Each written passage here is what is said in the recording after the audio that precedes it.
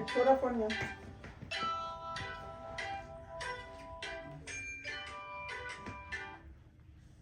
Hello? Hello?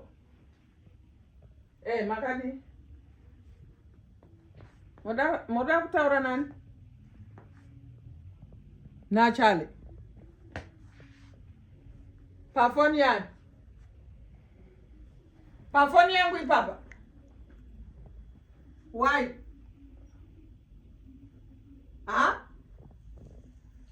Mungafonera wana beto wakadaro pa phone yangu.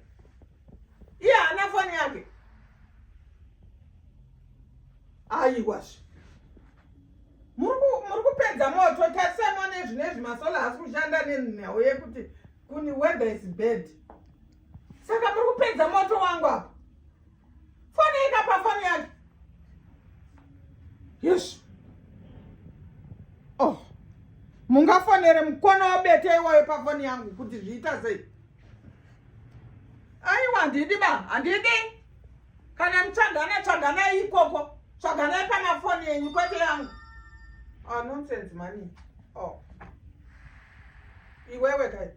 Sapota chipano wako mafoni namba yangu iwe. Zvine basa rekwa. Zve basa rechiri rei. Kwanditi mimi nenitirwa namwe chete. Ndikatadze kudaira phone.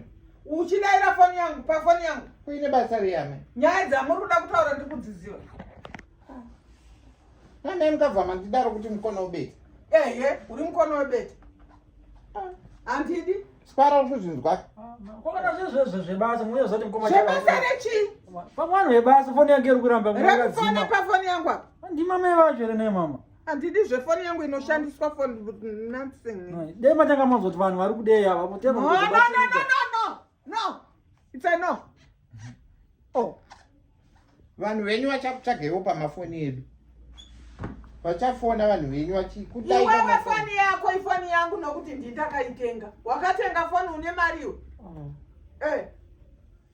Mama. Get away, man, iwe. Get away.